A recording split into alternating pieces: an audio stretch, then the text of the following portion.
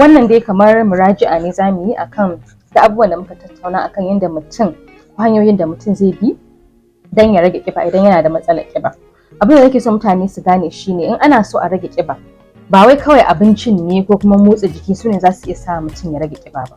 Akwai abubuwa da yawa waɗanda idan mutum bai ba su muhimmanci ba ko ya lura da su za su iya hana shi rage kiba duk da yana kin cin abinci ko yana rage abincin da yake ci ko kuma yana motsa jiki ko yana duk abubuwan da muka tattauna akai a baya.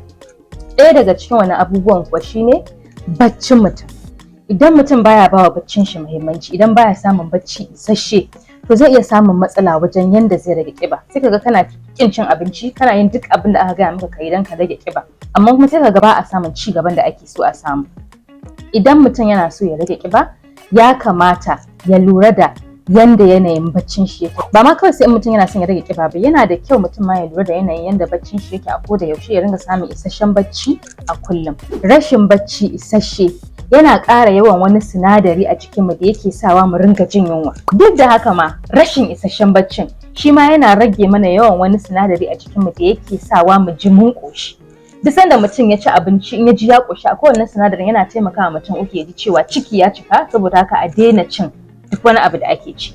To wannan sinadarin idan ya ƙasa, abincin da muke ci ko da ya ishe mu zai ringa gaya wa jikinmu cewa ba ma ƙoshi. Saboda haka kullum za mu yi ta cin abinci fiye da yanda muke buƙata. Saboda haka kun ga kuma ba za a samu a rame yanda ake so ba kenan. Amma samun isasshen bacci yana rage wa jikinmu yawan wannan sinadarin da yake sawa mu ji muna jin yunwa, ya kuma ƙara mana yawan wannan sinadarin da yake sa mu ji mun ƙoshi. Saboda haka in ka ci abinci daidai kai zaka ji ya ishe ka akan kari. Abu na biyu kuma da ya kamata a ba muhimmanci idan ana so a rame shine yanayin damuwa ko kuma stress a turance.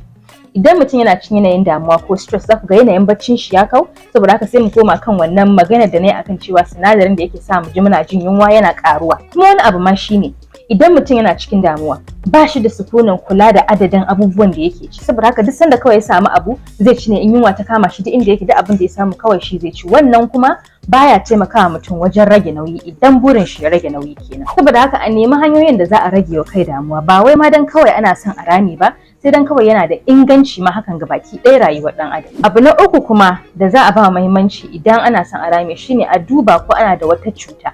Ba mamaki duk abubuwan da aka ce ka yi an rage yawan cin abinci da ake ci, ana motsa jiki yanda ya kamata, amma an yi ta yi na tsawon lokaci ba a ganin ci gaba, kuma ana samun isasshen bacci kuma mutum baya tare da damuwa. To babu mamaki akwai wata cuta da mutum yake da ita. Akwai cututtuka iri-iri da suke iya sa mutum yana samun matsala wajen rage nauyi. Ɗaya daga cikinsu ita ce hypothyroidism. Idan mutum yana da hypothyroidism yana samun matsala wajen rage nauyi, kuma ku ga mutane nan da nan suna ƙara yin ƙiba.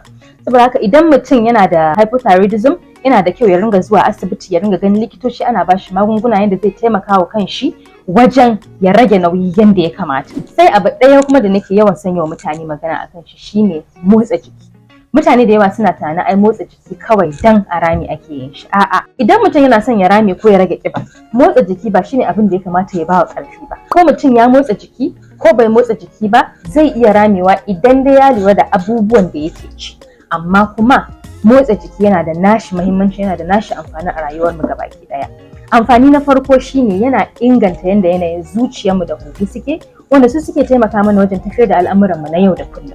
Na biyu kuma yana rage mana hatsarin kamuwa da cututtuka iri-iri na zamanin nan, ciki har da su ciwon zuciya da ciwon damuwan shi kanshi, da wanda shine yanzu abin da muke fama da shi. Kowa ka same shi yana fama da ciwon damuwa. Idan muka zo ta fannin rage nauyin ma, motsa jiki yana ɗaya daga cikin abubuwan da ake amfani da su wajen kare kai daga kamuwa da ko kuma wajen magance abubuwan da suke sa mana damuwa a ranmu. Saboda haka kun ga idan ana motsa jiki an magance damuwa ko an kare kai daga fadawa cikin damuwa, zai taimaka wa mutum wajen rage ƙiba yanda yake so. Banda wannan ma motsa jiki yana taimakawa wajen inganta baccin mutum. Kuma mun riga mun yi maganar wannan, idan mutum yana samun isasshen bacci, yana samun ingantaccen bacci, zai fi iya samun nasara wajen rage ƙibar da yake so ya yi. Don haka idan ba a motsa jiki a daure a fara, idan kuma ana yi a ci gaba da motsa jiki. Abu na ƙarshe kuma da nake son mutane su sani akan harkar rage ƙiba shine a jajirce. Jajircewa tana da muhimmanci wajen tabbatar da an cimma burin da aka saka a gaba. Duk abin da za a yi, musamman abu da yake da muhimmanci, yana ɗan ɗaukar lokaci. Sai an jajirce, an dage akai, a ƙarshe sannan za a ga ci gaban shi. Amma mafi muhimmanci ma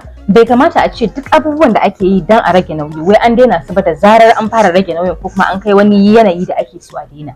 A'a, yana da muhimmanci a ci gaba saboda hanya ce da za ta inganta lafiyar ɗan adam gabaki ɗaya.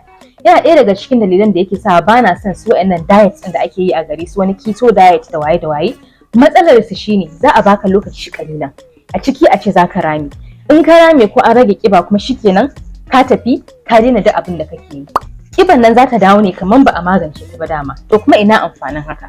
Yana da kyau mutum ya ɗauka cewa lafiyar shi tana da muhimmanci kuma ya bi duk wasu matakai da ya kamata don ya inganta lafiyar shi. Babu wani ɗan taki ko ta gaba a rayuwar mutum da zai ci wai baya buƙatar lafiya. Ko da yaushe mutum yana buƙatar ya kasance cikin ƙoshin lafiya. Saboda haka dole a bi hanyoyin da za a inganta lafiyar wanda zai ɗore muddin rai. Don haka sai ya inganta alaƙar shi da abinci, ya inganta alaƙar shi da motsa jiki, ya inganta alaƙar shi da bacci, ya inganta alaƙar shi da ibadar shi ma, wanda kuma so ake abu ne da mutum ya ci gaba yana yi na muddin rai ba wani lokaci kalilan ba. To a yau dai mun zo ƙarshen wannan series wanda na kira yadda za a rame ko kuma yadda za a rage ƙiba. Ina muku fatan Allah ya baku nasara ku rage ƙiba ko ku rame yadda kuke so. Kuma amma abin da ya fi muhimmanci shine ina muku fatan Allah ya ƙara muku lafiya, Allah ya ƙara mana gabaki ɗaya. Ina fatan kuma kun amfana da wannan series ɗin. A episode na gaba insha Allah za a amsa tambayoyin da kuka yi tunda na fara wannan series ɗin na yadda za a rame. Saboda haka idan kusan kun yi tambaya, ku tabbata kun kalli episode na gaba.